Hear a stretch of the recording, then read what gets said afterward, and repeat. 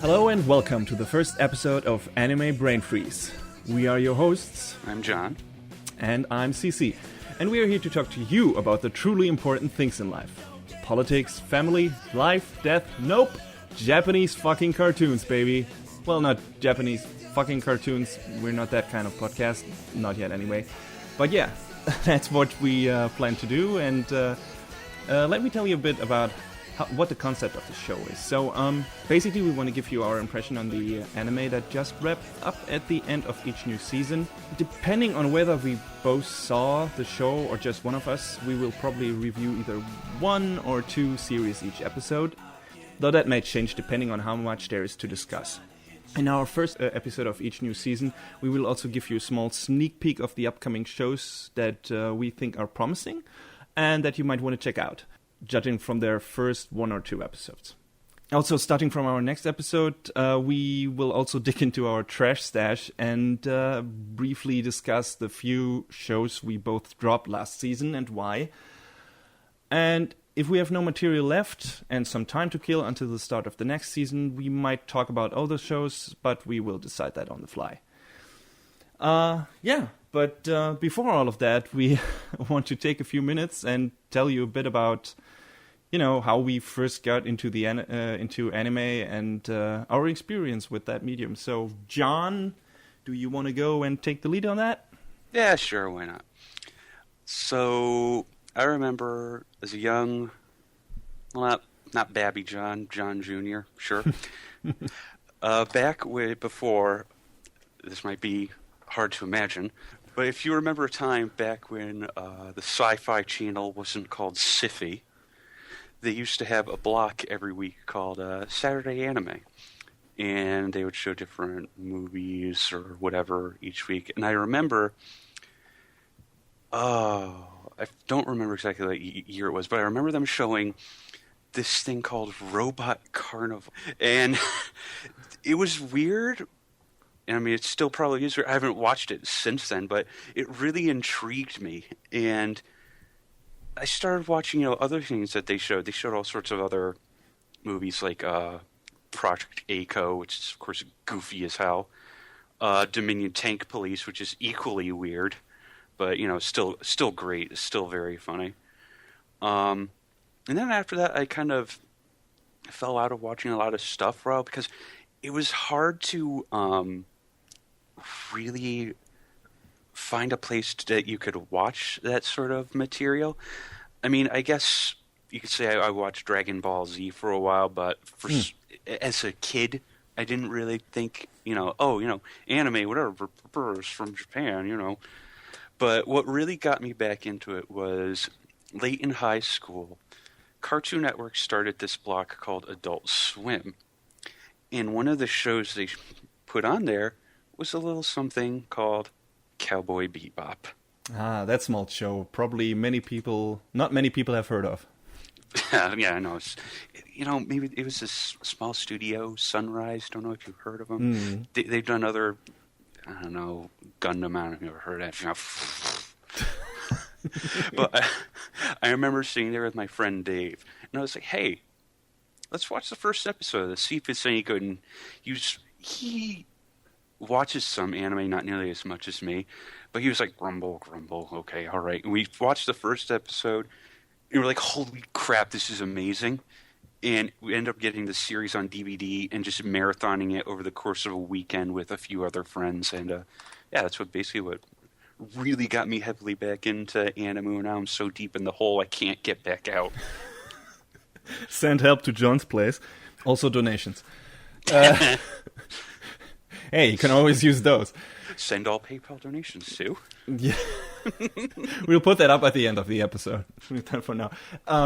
Yeah, man, that's totally weird. You know why? We, just as a quick public services announcement for the viewer, we have not discussed our personal anime histories until now. I don't know why, because we've known each other for a pretty long time. But just, when you talked about that, there were two parallels to my personal anime history as well, which I didn't see coming at all. The first one is Robot Carnival, because the first anime I consciously recognized as such was probably that collection of shorts And that was on a documentary on TV here, which was by on a it's a channel over here that I don't know, airs mostly artsy stuff. So though it also aired Breaking Bad, which was kind of weird and cool. Anyway, yeah, they had a theme night on anime and a documentary and several other things to watch and about Japan and everything. And yeah, Robot Carnival was the anime thing on there, and I was just majorly intrigued by this. And I had seen anime products before, you know, probably like you have, like you said, Dragon Ball Z. I saw Saber Rider / you know, Bismarck, as it's called in Japan. Yeah. Sailor Moon, Captain Future, Cat's Eye, Urashiman, which was known as Rock and Cop over here, and many other things. But I didn't find out that they all were, you know, produced in Japan until really getting into the medium later. Back then, anime weren't classified as such on TV. That came later when we got Pokemon, Digimon, and Dragon Ball over here. So, yeah, I didn't know that they were that. At first, they were just more awesome cartoons I could watch after school. Though they always stood out to me because of their look and sometimes darker or more mature plot lines. And yeah, that's what stuck with me. And after watching that documentary and finding out a classmate of mine who's also named Dave... David. See, there's the second parallel. It's super weird. I just had flashbacks. Was interested in it as well. So we started checking out OVAs and mags, and also went to a con that SatMag hosted over here. So yeah, that was pretty cool. And the first anime I bought, oh boy, was Street Fighter 2V. Oh. Not as high standard as Cowboy Bebop, I might say. That's fine, don't worry about it. But I was a big Street Fighter fan back in the day, and oh yeah, and I had seen the animated movie, which was damn cool, even with the shitty German dub. So the TV series was kind of a no-brainer for me, and boy, what a no-brainer it was. Also, not that high of a budget, but anyway, I enjoyed it quite a lot back in the day. It probably won't hold up if I rewatched it now, but yeah, still, it kept me going. You know, it kept me interesting. It was like, hey, this is cool. I want to see more of that. And yeah, then I watched stuff like Bubblegum Crisis and Neon Genesis Evangelion, all on VHS, which were way too expensive, by the way. Well, I mean, even today, it's still so expensive to be an anime fan. Yeah, but you anime know, enthusiast? Either way. Yeah, works. But yeah, and that kept me going. I've been following the medium ever since. Dropped in and out at certain points, but always kept an eye on it. And I've been watching a decent amount of shows each season for the past, I don't know, 3 to 4 years probably. Yeah. Yeah. I mean, I don't know how I'm going to keep up with some of the shows I'm watching because my classes are starting up again soon. Yeah, you know, that's and I have work, and I always, you know... Well, work as well. You know, you try to sneak in an episode whenever you can and whenever you feel like it, between all the other hobbies one has, and yeah, so far it has worked out. I think we both don't watch... And I know I can attest to that. We both don't watch all the shows to their conclusion that we start with each season, but a fair amount. Yeah, I'd say maybe half.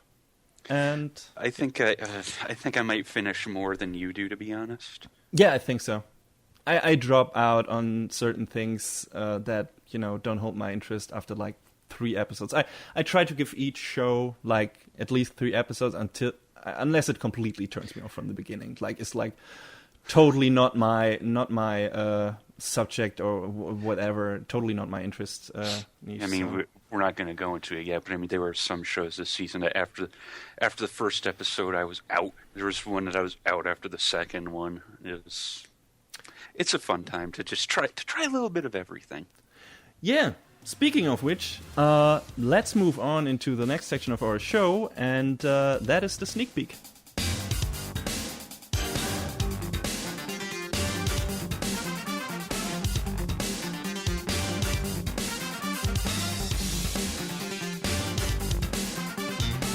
Alright, and here we are in the sneak peek where we want to discuss, or at least briefly talk about, the shows that started right now, this season that just started, which is winter season of 2016.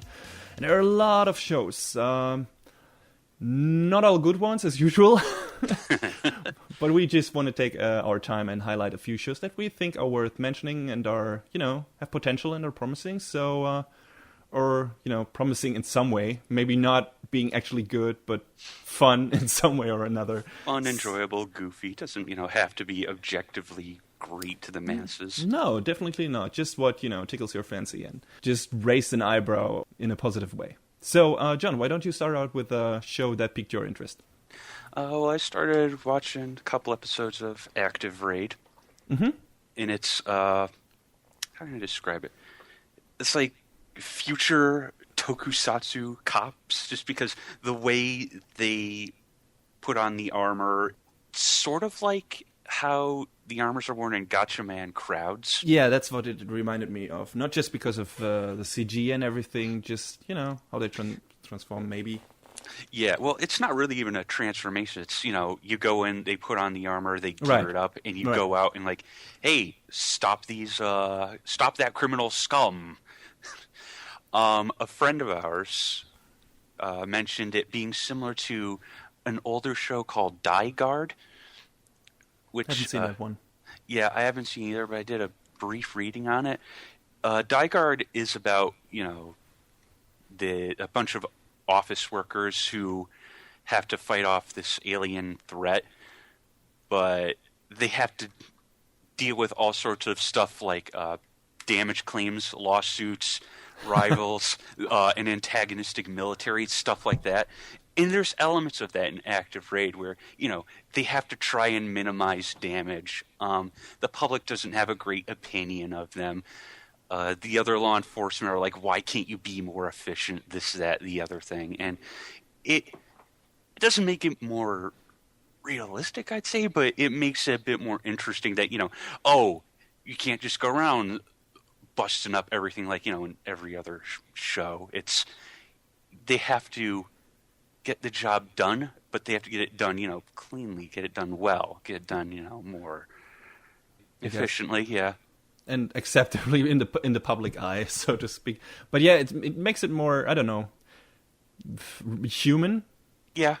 Yeah, relatable because, because it's kind of a standard job in that regard. And it doesn't help that I think the main character is just not giving a shit about that at all. He's like, well, I don't know. I don't care if damage happens as long as we stop the bad guy. Well, yeah, of the three characters they've shown getting the armor so far, one of them is like, very by the numbers. Yeah. Another one was like, yeah, I can get this. There's no problem. Don't worry about it. And the other is she's the new girl, and she's like, okay, I have to get this done right. I don't want to mess up. And then in the second episode, she ends up tearing down a building inadvertently. Oops. Also, that they have, obviously, at least so far, only the two male leads transform, not transform, put their power suits on to stop crime. I don't know if there are going to be more, but just like, them having that team behind them in their mobile base that rides on rails, like a more, I don't know, tram or something like that, or a subway train. That's also very tokusatsu-esque. Remind me of some seasons of Kamen Rider or something like that. Yeah, I mean, I'm not super familiar with a lot of Kamen Rider, but it does seem to mirror that a lot more than some other similar shows have. Yeah, definitely. I can see that in there. So this the tokusatsu comparison is valid. So, do you think the show will go into anything interesting plot-wise, or do you think it will stay with the, I don't know, monster of the week? We have to deal with the public perception and everything.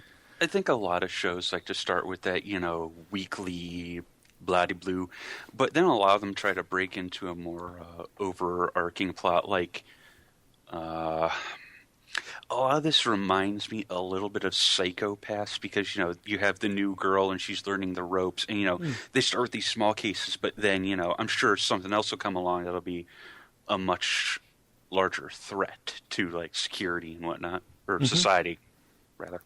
Yeah, definitely. I could see that happen. Yeah, I'm also watching it. Have only seen the first episode, and I'm probably going to keep it around. I'm not fond of the the 3D CG power suits. I don't like 3D CG in anime. There's also this show right now. Yeah, I mean, I've seen worse. I've seen better, but I've seen worse. So Yeah, definitely. But it always sticks out to me. That's the problem. It's always like this sore, I don't know, sore spot on otherwise decent anime, and it was the same with the Berserk movies. And there's this new show that starts this season that's called Bubu Kiburanki or something like that. And, oh yeah. And that show looks great design-wise, but it's fully 3D CG, cel-shaded and everything, and the character models just look so stiff, and then there's the low frame count and everything looks choppy. It just totally pulls me out of the show, and that's a shame. So far, I haven't had that with Active Raid, so I'm probably going to keep watching. Looking forward to seeing more. The first show I wanted to highlight is called Dimension W, I believe. I don't know if it's called Dimension Double or W.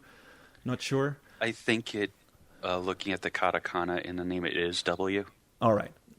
Because I have seen shows that, where they just pronounce W as double, so I wasn't sure.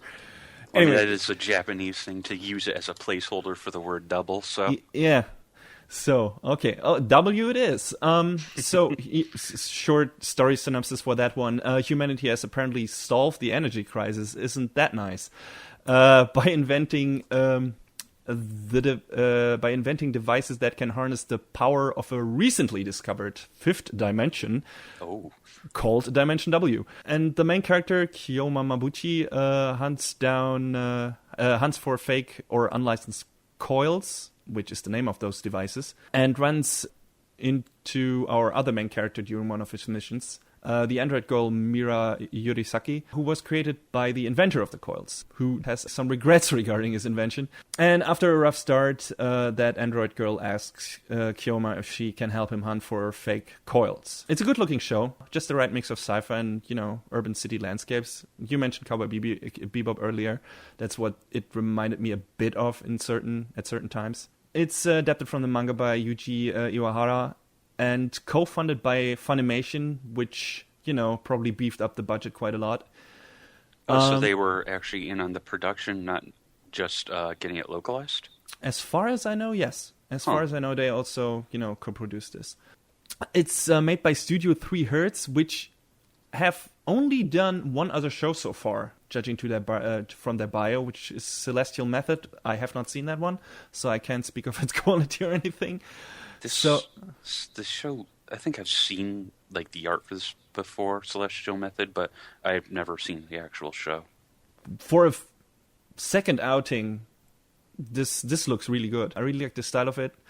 And what's kind of peculiar about it is that the director, Kanta Kame, had so far more experience with slice of life stuff, like Bunny Drop and Oroshura, which might explain some of the weird edits in the first episode of Dimension W that are a bit contrary to action anime conventions. The show cuts sometimes away at odd moments, or puts like weird, I don't know, character slice portraits in there that don't quite fit the scene dynamic or everything. So I don't know if that is intentional, just the style, or if it's, I don't know, a lack of experience in that regard. However, he has also directed the Tales of Vesperia movies, so I don't know. It might just be a stylistic choice. Otherwise, it's very well animated. The story has some promising beats, and I'm definitely looking forward to more. So I assume you haven't seen the first episode of that one yet? I haven't watched it, but I looked up, the intro sequence just for laughs, and that part where Kyoma is dancing in the beginning, I kind of love it. Mm-hmm. Yeah, it's great. I like the intro quite a lot. So, Stereo Dive Foundation, I believe I've heard them before. Oh, right, it was Beyond the Boundary, or Kyokai no Kanata, I believe. Ah, all right. Yeah, that rings a bell.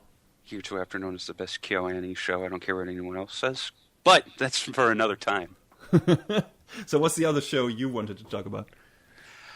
What else is there to talk about? But Phantasy Star Online 2, the animation. Oh boy. It's... Now we're getting into dubious quality. I'm just going to go out and say it's bad. It's bad, but I can't help but love it because my inner Sega fanboy needs something to latch on to because Sega won't let us play the game. Yeah, that's a shame, kind of. So, it's animated by Telecom. Same guys have been doing Lupin the Third for, like, forever. Mm-hmm. I mean, the quality's kind of up and down. Obviously, their main focus is Lupin the Third. You know, even though it's not, I guess it's technically done airing since it already aired in Italy, but it's still running in Japan. Well, you don't know when they started producing PSO2, so maybe that, I don't know, overlapped a bit. That's true. It centers around our main character, Itsuki. He's going to a new school. It's called Sega Academy. You know, it's subtle. It's subtle, guys. Sledgehammer subtle. And, he's going around doing his thing, and suddenly he's asked to join the student council by this girl who's perfect in every way. She's got great grades. She's athletic. Also, she plays online games. She's so relatable. She's like, hey, you should play this game and write a report about it every day. And I'm just sitting here like, yeah, that's what you do with video games. You write reports on... What? That's how Sega Academy rolls, man. When they go into the game world, one neat thing is that I believe it seems like they're using a lot of the assets from the game, so it's all like entirely accurate, all the way down to the design of the main lobby when the character logs in, which I know from minimal experience for playing a little bit of the Japanese version of the game. I was about to say, which we probably would be able to appreciate more if we were actually able to have played that game before. I played it briefly during like one of the early betas, and I haven't played it since, although I'd like to. And I mean, it's dumb. It is a dumb show, but they're having a little bit of fun with it because they're very subtly sprinkling in these nods to other Sega games. Well, some subtle, not others, not so much. Like, there's this big sweeping shot of the school in the first episode where, oh, those flowers are arranged in the shape of Sonic's head. Yeah, that was the not so subtle one. It's like, okay, that's the thing. And then in the second episode, they're showing, like, different shots of, like, facilities in the school because Itsuki is giving the tour to this new girl, Aika. But they're showing like different shots of like the study rooms, the mess hall, as it were. I guess I can't really think of it. Cafeteria. That's a word. That's a word I can use. Yes. Good job. And then they have one of like a communal bath, but there's like a statue in the middle, and it's Alex Kidd. Ah, there you go. And then later on in the episode, Aika is hanging around with these three girls, and one of them calls her Ai, and I'm like, wait a minute, like Monkey Ball Ai? Maybe, yeah. Because that's got to be it. And I like that one in particular because there's no visual cue. It's just, like, okay, all right. So, I mean, the show is a big... If you are a Sega fan, if you are a Sega fanboy, you're probably gonna get something out of this. I was saying to a friend of ours that I want them to go full ham on the Sega references the way Bento did. Oh, yeah. But... the difference is Bento was just some random light novel adaptation. I mean, it's still great, and I really enjoyed it, but this is the place for that. Yeah, pretty just as Segaha Girls. I don't know if you've seen that show. Oh, I have, and it was fantastic. It was fantastic. That was like the best Sega fanserve show I've seen so far, and yeah, definitely in that vein. I would like to see it get completely nuts and not take itself seriously at all. I don't know if that's gonna happen because right now it feels weirdly serious at times, but maybe that will change later on. Like I've only seen the first episode, but it was fun. Also, although the advertisement for the game in the show and how it's presented is. Well, it's a one big dumb infomercial. Yes, it's a definitely 13, 12, however many episodes long infomercial. It's like if you when you talk about 80s cartoons, like how Transformers and stuff like that was like one big toy commercial. like multiply that for PSO2 the animation by 1,000. The anime is literally telling you if you are not playing this game, you are a piece of shit. Please play our game. Why aren't you playing our game? You need to change your way of life. So yeah, it's fun. if you are not, if you're not bothered by that, if you can, take that with a smile and just nod it off, and you go Sega, you do what you have to do to get people interested in your game. That's fine. Yeah. Then you can probably get some fun out of it. I hope the animation gets a bit better. Again, CG backgrounds in certain. Well, I know parts. you were immediately turned off by the cast being CG, like the character who plays one of the cast race in the game. Cast race, for people who don't know about PSO, are the androids in that series, and yeah, the android class obviously are CG animated in this one as well, and in typical anime TV CG fashion, it's again choppy and stiff. So yeah, they're doing some weird thing with Itsuki's character in the game world, where it seems like his body is CG, but his face head and face isn't. aren't. Yeah, right. I noticed that too. That's a very weird approach. It would be nice if they, don't rely too heavily on the CG. Because the only show that has pulled this off kind of convincingly so far, I can think of, is God Eater, where they put up a decent mix of CG and hand-drawn stuff. Yeah, that's one I didn't watch either, but yeah, I heard it was good. Yeah, and well, the story isn't, but I mean, in terms of quality. Yeah, and that show, didn't get all its episodes finished in time to wrap up with the fall season, or was it summer season? So yeah, I mean, I commend UFO Table on their work an awful lot, because I think they're great. They do amazing work, but it sounds like they were trying too much to be too perfect with it. Definitely.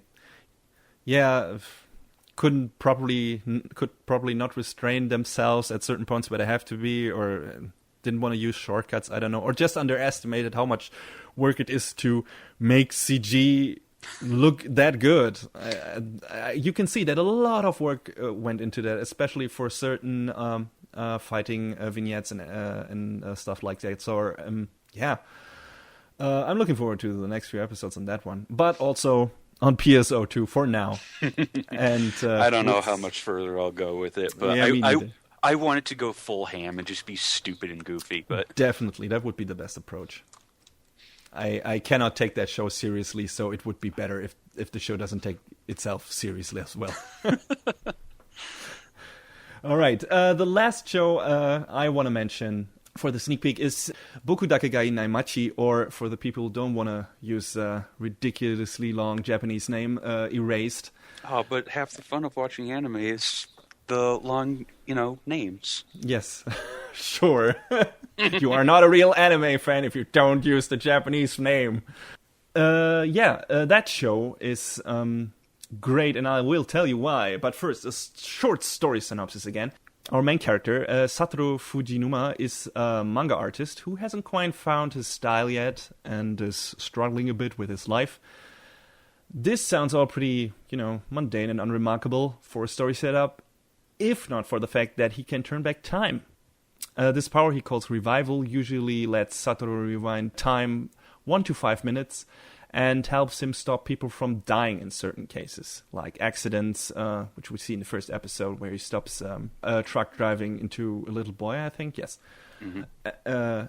And after a very important person in his life is killed, Revival sends Satoru back to his childhood, which is, a bit farther than 1 to 5 minutes, considering he's 29 years old at this point. So he can uncover the mystery around a classmate of his that disappeared and died, because apparently all of that is connected to the murder in Satoru's future life that he's trying to undo. So this is basically, it's a mystery crime show with a bit of a sci-fi element to it, obviously with the time travel and everything. A bit of, butterfly effect maybe later on, I don't know. We'll see. how that pans out. It's adapted from the manga by Kei Sanbei, and it's produced by A1 Pictures, which made me a bit anxious if the show would continue to look as good as in its first episode, because A1 Pictures sometimes drops the ball later on in the series, but the second episode looks even better in my opinion, so my worries are erased for now. I mean, A1 has done amazing work on shows like, I know you haven't watched it, but my personal favorite series that they've done is Working. It's very near and dear to my heart. Yeah, I know Working has done good quality. And, Sword Art Online looked great. Yeah, I, as much as I am loath to say there's something good about Sword Art. Oh, yeah, me too. It still looked good. the animation quality in Sword Art is pretty top-notch. Yeah. But, there are shows like, I don't know, that mostly their B team worked on, like Magi, for example, which is a great show. I like that quite a lot. But, the first episode looks great, and then it tumbles down a bit. And then for some showcase episodes or some tempo episodes, they just pull out the A-team again, and then it looks good again. But there are some really bad-looking episodes in that show. And I hope that doesn't happen for this one. But it only has 12 episodes, and their short season shows tend to look a bit better in general. So I mean, the second episode seemed like it was still fine in terms of quality. Yeah, so. yeah, that's what I noticed. So I said it even looked better in some parts than the first episode. So yeah, definitely. And the show is oozing atmosphere, like in every frame, with its setting, plot device, and central mystery. It's enthralling, and it kept me at the edge of my seat the entire time for both episodes. I'm really interested to see like how the mystery develops and what the characters are gonna do and everything. Everyone is very sympathetic and well, not everyone, but relatable and I'm interested to see where they're going. Yeah, it's probably the one show I look forward to most each week. Mm-hmm. Me too. And I mean, what really hooked me in was the initial promo video where they're talking about it's one line that they kind of keep reusing in the show, and I think they're going to try and make like a theme out of it. When you speak and the words leave your mouth, it almost feels like they become real. And that's something that they've said a few times now. Yeah. And the other big thing that grabbed me in that trailer is when I learned that the music is done by Yuki Kajiura. Oh, it is? I didn't know. Oh, yeah. And her work is incredible. Yeah, definitely. But also, it's very recognizable usually, and I didn't recognize her being on this at all when I listened to the soundtrack of the show for the first 2 episodes. That's weird to me, because I associate, Kajiura with a very distinctive sound, from Hexine and shitty shows like Noir and what other stuff, and maybe the soundtrack to the last 2 Xenosaga games and stuff like that. It's got this very, very recognizable kind of string melodies to it. Her songs really have, and I didn't. Either I just completely blanked that out because I was focused on other stuff in this episode, in those episodes, but I did not recognize her. So that's interesting. I'm gonna pay a bit more attention to that in the future to see if we can that definitely sounds like Yuki Kajiura. Speaking of music this season, I forgot to mention our active rate that another connection to Code Geass is it has the same composer Kotaro Nakagawa, and he's awesome. Yeah. I like the soundtrack of Code Geass, because another show that he's been doing that's been running for a little over a year now, or close to a year and a half, is Yu-Gi-Oh! Arc 5, and it probably has the best soundtrack since 5Ds. How's that show panning out in general, by the way? I know Zeal was a piece of shit. Yeah, Zeal or Zexel or however you want to call it it got dumb, and I just kind of got out of it really quickly, and I lost interest. But Arc 5 has been...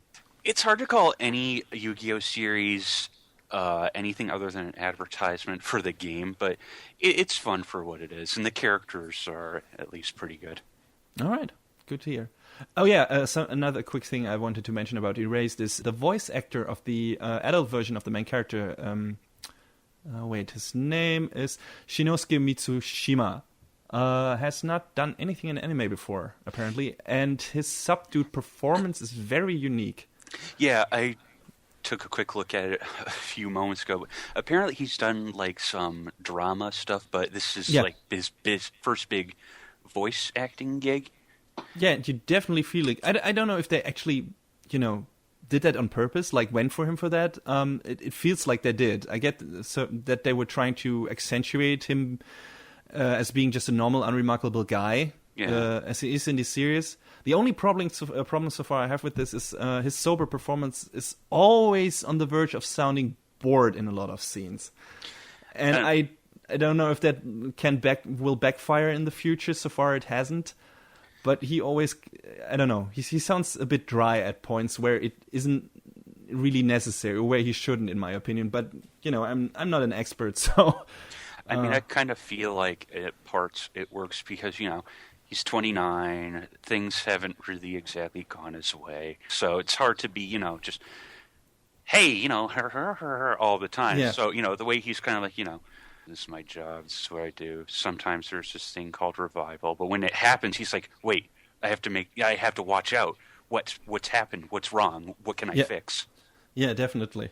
It's definitely it's interesting, and I'm just not used to it. You are used to with your anime voice actors, you're used to them performing, mostly overperforming certain scenes, like putting a lot of emotions into it, and I like that. That's one of the reasons I like watching anime in its original language. They put a lot of emotions into it, but not to the brink, at least in my opinion, of it getting annoying. And I don't know. I don't get that from this performance, but that doesn't mean that it's bad or that I won't like it or cherish it overall. I just want to say it's really different, and I'm not sure I'm really liking it yet. So we'll see where this goes. But the show, this is, like you already said, this is the show this season that has its hooks firmly placed in my skin, or under my skin, and that I will keep on watching, definitely.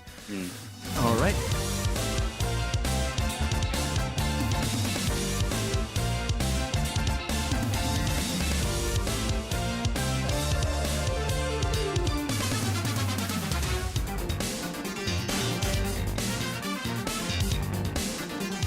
So, John,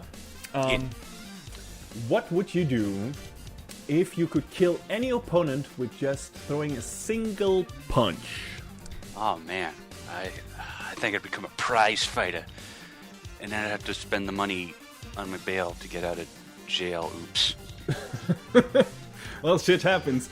I mean, things are not going as bad for the main hero of the show we are gonna discuss today, because he has that ability. But he's also not happy with it. In fact, he is bored to death and feels kind of depressed. Every day feels the same. A villain shows up, introduces himself with death, destruction, and a menacing speech elaborating on his origins. And then our hero Saitama just punches his brains out. That's his way of life, and it's not too interesting. It's become stale, and things only start to getting a bit more interesting and lively when Saitama runs into a young cyborg called Genos, who starts idolizing Saitama and calls him sensei, and because, Saitama is so fucking strong, and makes Saitama kinda unwillingly accept him as a pupil. And yeah, that's where pretty much the story begins, and those two experience a lot of adventures together and cause a lot of turmoil and also fun for the viewer. Of course, the show we're talking about is the big show of fall season 2015, and that is One Punch Man. Which is, I don't know, is it a phenomenon right now? Is it as big as Attack on Titan? I'm not sure. I don't know if it's as big as Attack on Titan. I mean, I could be wrong. I don't know about, stuff trending in Japan, but I know, it made its name for itself. Definitely. Starting off as a very, very simplistic webcomic. We don't have pictures for you, but you must imagine that looking like, I don't know, a short newspaper sketch or something, like really, really simple designs, not intricate anime or manga designs. And they put those in the anime sometimes as well, just, as caricatures of the main characters and for, comedic purpose and everything. So that's neat. So if you wanna know how the origins of the show look, they are still in there. The show has not forgotten them, and that's cool. It's produced by Studio Madhouse. It's based on the manga by author under the pseudonym One, who created the original webcomic, and the artist Yusuke Murata, who, by the way, for the few Mega Man fans out there, which John and I are, sketched out the rough designs for Dust Man from Mega Man 4 and Crystal Man from Mega Man 5. How about that? Yeah, I believe he was, like, I know a lot of in the Mega Man games, original ones in Japan, they would hold contests to pull together designs, and I guess they pulled in his designs for 2 different games, so. Yeah, it was pretty cool. Obviously, he has advanced a bit since then. Yeah. If you look at the manga, his drawings are really great. There's some really showstopper scenes in there, and they translated those really well to the anime. There are enough picture comparisons between manga and anime frames out there on the web. If you want to search for that, you definitely can, and you will see that they did really good work in capturing the immense scale and, I don't know, fierceness of some of the scenes in the manga for the anime. Like a giant spaceship, for example, that just hovers over the city, looks just as impressive, and they did a really good job with that. The basic genre for the show, I would say, is it's a parody, it's a comedy. Yeah. It's definitely an action show. There's a lot of fighting in that show, and it's really well choreographed. Looks fantastic. Madhouse, of course, has a lot of experience with action shows. One of their most recent ones I really liked was the remake of Hunter x Hunter, which had a lot of great battle scenes in it. And I'm actually, right now, I don't know if any people who worked on that show also worked on that show, but I know people who, for example, worked on Full Metal Alchemist and Space Dandy for Bones, worked also on this show. Actually, the director of Space Dandy is the director for One Punch Man as well. Yeah, and I know they called in a lot of help, I believe, from Gainax as well. You can definitely see the, styles of different people who worked on several well-known projects, like, ooze out of this show and between the lines. I mentioned the director before, Shingo Natsume. He has worked on stuff like Gurren Lagann and Full Metal Alchemist Brotherhood, besides directing Space Dandy. And so he was a great choice for the show. And you can see a lot of his past experience, just in terms of setting the pacing and everything. It works really well. And if you want to know more about just the background of the show and the people who worked on it, just in terms of production, I recommend the Anime News Network article, "The Secret of One Punch Man's Success." It's an interesting read, and there's some interesting background information in there, just in terms of production and everything, and why that show looks so good. Because even though it has, especially in the first and last episode, and in between, all the way through, has some real impressive scenes, just in terms of animation, camera panning, character design, pretty much everything. The budget for that show is not that much higher than for other action shows. At least that's what the crew is saying. It sounds like they're working with normal numbers. Yes, actually. And it's just that a lot of passionate people who love this kind of show work on this project and just basically poured their blood and sweat into this, and you can see that. You can see that in every frame of this show. It just looks so great. It came through in the beginning all the way to the end. Yeah, there are very few scenes in that show where I would say, they really rested their arms on this one. I don't know. Honestly, I don't know how they pulled this off. Going on this level for 12 episodes straight, it's crazy. Spoilers ahead. We can give you an basic outline of the story. After Saitama meets up with Genos, because Saitama gets mistaken for a villain, and he's pretty much not well known as a hero. He always defeats the biggest bad guys, but since nobody is around seeing him do that, because the A-list heroes don't give a fuck, and the other heroes are already beaten, and, well, the citizens are dead, nobody sees him beat up the biggest bad guys, and that's why, he's not a well-known hero. And in one of the episodes, he gets confused with one of the villains of the week, just because he's bald. And that's when he decides, or just after a recommendation from Genos, to sign up with the Hero Association, who manages all of the heroes in that show, basically, who from the different cities, and tells them where to go and where emergencies are and everything. Just assigns them their missions. Yeah, pays them, does a promotion for them and everything, basically. They also break down the heroes by class, and they give them missions according to that. That's also an interesting part of the show. It's not just it's mostly a big dumb action comedy, but there's also some nice social commentary sprinkled in between, on prejudices, need culture, class society, stuff like that. The way the Hero Association and some of its members operate, how the actual high-ranked heroes act versus the lower-ranked, and how the attitude of the citizens that populate the cities in this show is characterized. It paints some very clear parallels to our society, even though, we don't have superheroes. But yeah, it definitely has a bit of subtext and substance to it, even though it's mostly an action comedy. So if you want some meat with your bones, there's definitely that. Yeah, because they also say, Saitama starts off as rank C, and in order to keep his rank, he has to resolve like some level of trouble, whether it be a purse snatcher or this, that, the other thing, at least once a week. Otherwise, he'll rank down. Or was it rank down, or be like kicked out of the Hero Association entirely?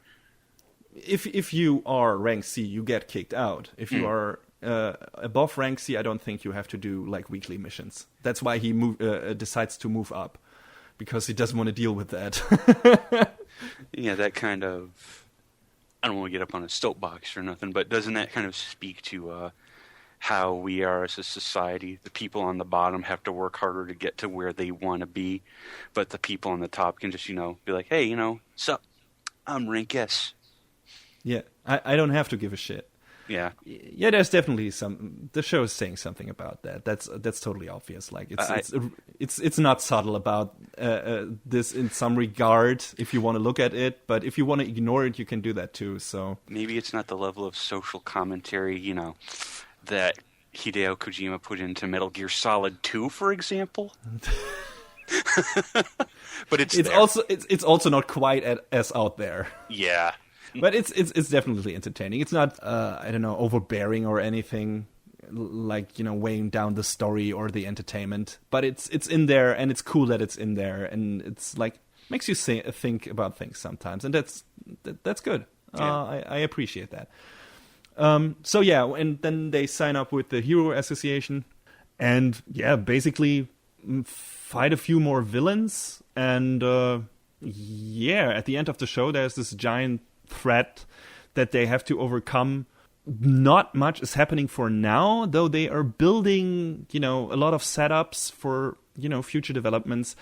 Basically, the first season of the show is like getting to know all of the different characters, all the heroes, there's world building, a lot of it, like how the whole how Hero Association works, and it's mostly about Saitama, coming across a new opponent and hoping that this is the one who can give him a challenge. That's pretty much it for now. I mean, I think, was it Murata was saying, he was pushing for a second series? Someone on the team was.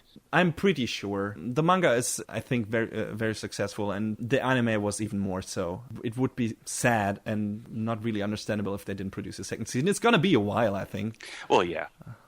Because they have caught up to a lot of the manga stuff. They have to give the artist and the story creator a bit more time to write new things up. But yeah, I'm pretty sure once they get ahead enough, we're gonna see a new season.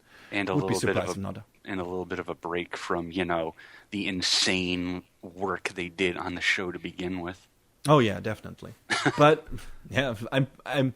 You can see that they enjoyed it too. So I don't feel we have to be sorry for them. I don't think. I hope the working conditions at Madhouse are not that bad.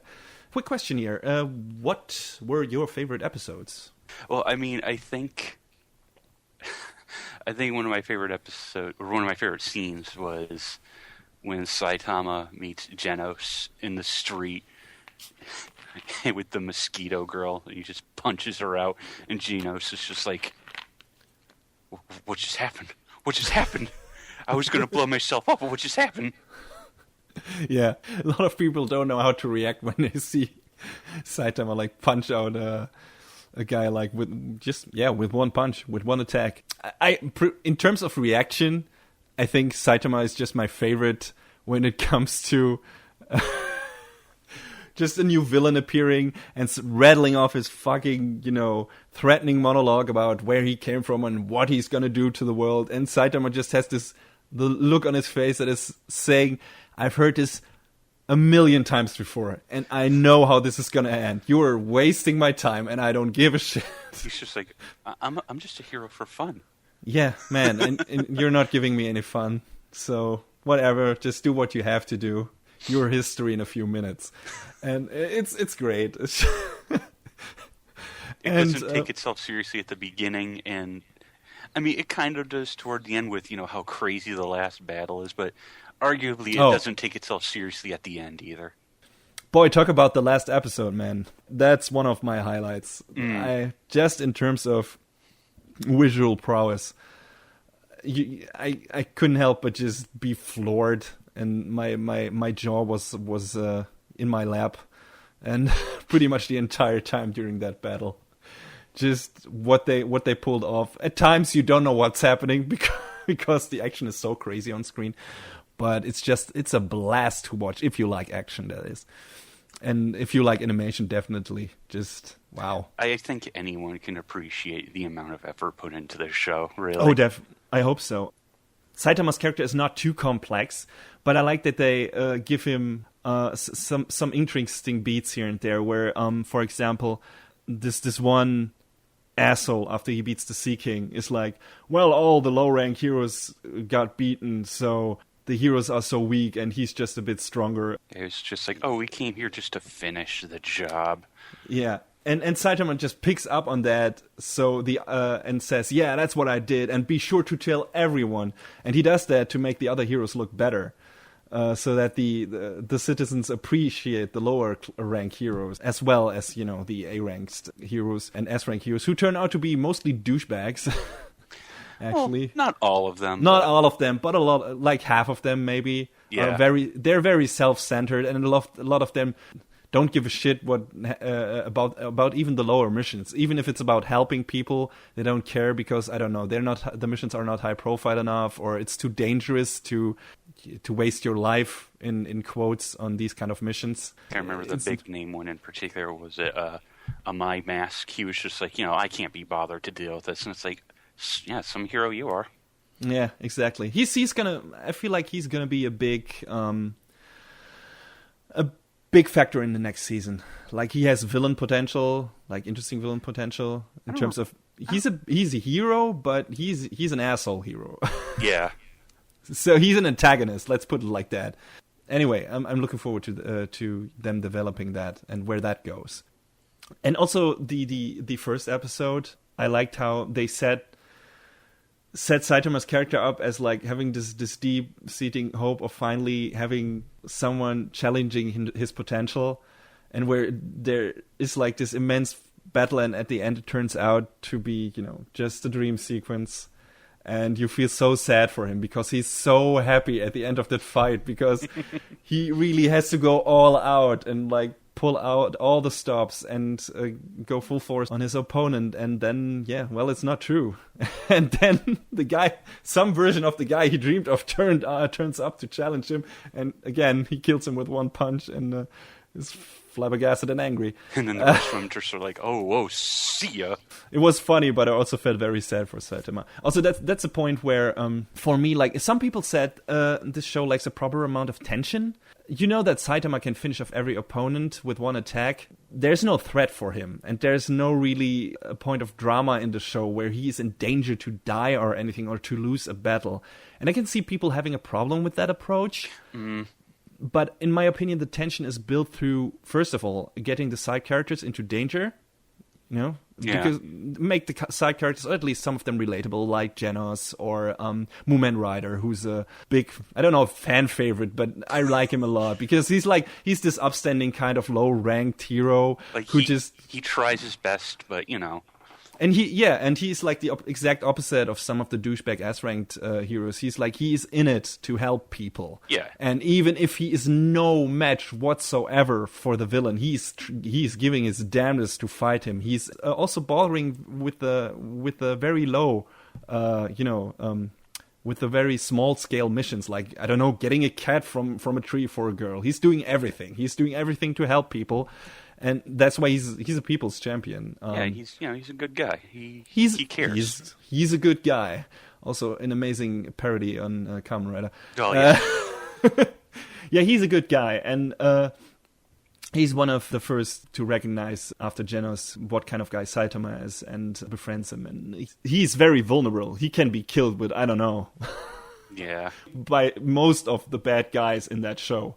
And putting guys like him in danger, that's one of the things how they build up tension. They put the other characters who are relatable and fun and sympathetic into danger. And, Saitama is not always available in the beginning, has to get there, and you're wondering, well, will he get there in time for the other heroes not to die? I mean, Genos is dismantled and on the brink of death several times during that show. He's really heavily damaged and could also die at any minute, even though he's fucking strong and also an S-ranked hero after a while. So, that happens. And also, I think wishing for Saitama to finally find an opponent that gives him a challenge is also a kind of tension that builds up in the show. Because with each new villain that comes up that is like super strong, you really wish for, that to be the one who gives Saitama at least a bit of a challenge. Definitely. When it turns out that doesn't happen, of course you're cheering for Saitama when he like punches out a major asshole with one punch. It's always a great moment. Just the scening and everything. But you're also, in the back of your head, you're kind of sad. It's like, well, gotta wait for the next one. It wasn't this one big guy. Yeah, it's all at once disappointing for him, but at the same time, it's very visceral and satisfying to see, boom, hey, I won. Yeah, it's great. If you can look at it that way and see the tension building up over that and having your drama, build up that way, I think there's enough of that in there. But like I said, I can also see why people find the formula of him like winning every fight without any effort, pretty much, a bit tiring. But that's what bothers the main character as well, because that's his problem, because that's how his life is. It's the same thing every time, and he doesn't get the thrills and the excitement and the near-death experience that the other heroes get, so he just wants the rush of battle. Yeah, just as Saitama, we have to experience our rush through some of the other heroes as well, at least when it comes to the threat of imminent death. So who were your favorite characters? Well, I mean, there's Saitama. Obviously. I mean, the best thing about him was just some of his reactions. That show has spawned a lot of reaction gifs. Oh, yeah. Who else is great? I think Tatsumaki, or Tornado, whatever you want to call her, was great too, just because she was so prone to being very hot and cold toward everyone. Yeah, she's such a brat. That's why she ends up as the butt of the joke from Saitama. Speaking of the butt of the joke, there's Sonic as well. Oh yeah, god damn it. He always gets the short end of the stick. I love that. I did not see that coming when they introduced his character. He's so hilarious in his douchiness, and also he's beaten on several occasions. He's just like, oh, I'm the greatest. Wait, crap. All of his encounters with Saitama were just class A comedy material. I loved it. Mm-hmm. And I also like Genos just because of his design. His character is a bit bland, although he definitely has his moments in terms of, comedy and everything. He just wants to live up to his sensei. I don't know, I feel bad for liking him because he's such a cliche at this point, but Puri Puri Prisoner as the fucking the muscly, bulky gay dude, overly prissy gay dude is he's so wonderfully fabulous, though. Yeah, he's a sympathetic guy. I mean, he's just over the top, but I like him quite a lot. He's fun. Yeah. And there's so many colorful characters in this show. And I'm looking forward to spending more time with them. This was definitely, for me, the must-see show of the fall season last year. And it's a definite gateway drug for people who like superhero stuff in general. I had a friend who is not into anime at all sit in while I was watching an episode, or he came in while I was watching an episode with another friend of mine. And the non-weeaboo asked me if we could watch the rest of the episode the next time he would be around, because he was really, really intrigued by the stuff was going on the screen. And he's not into the art aesthetic of anime, and usually, and from my own experience, it has broader appeal. Like, it definitely can even, if you want to recommend an anime to people who generally are not into that, One Punch Man is one of those shows like Cowboy Bebop and what else is there? Black Lagoon. I feel like Attack on Titan has that potential as well. Definitely. Like, it's one of those shows that reach outside of their medium and can, might be interesting to other people as well. So definitely put that on One Punch Man on that list. Yeah, the animation, and the cast that they had, they had an amazing cast. Just to name a few: Kaito Ishikawa, Aoi Yuki, Makoto Furukawa, Rikiya Koyama as the Sea King. Like, one of my friends was like, I don't know how I feel about him. I was like, dude, he's great. He can go from being super serious, like in Fate Zero, a very straight-laced kind of guy, to being just this goofy big bad that he was in One Punch Man. Yeah, it was great, and he went all out on that. The Seeking episode is one of my highlights as well, just because of the villain. His build-up is great. Obviously, the way he's killed off is the same as the other guys, but like I said, the build-up to that is like 90% of the fun, and that was great because he puts so many other heroes in trouble, and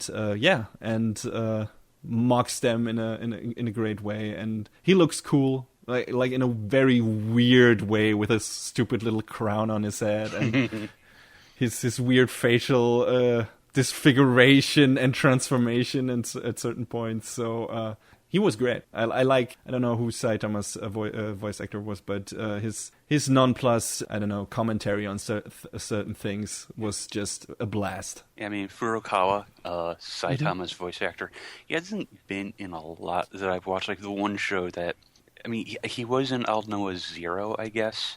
Yeah.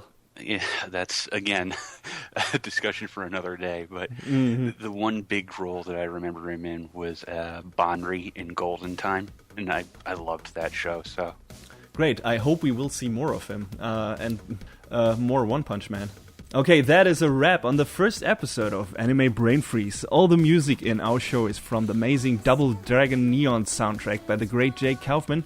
Please go to virt.bandcamp.com and check out his music. It's fantastic. You can find us on YouTube, iTunes, Twitter, and soon on animebrainfreeze.com. Leave us a comment anywhere you like.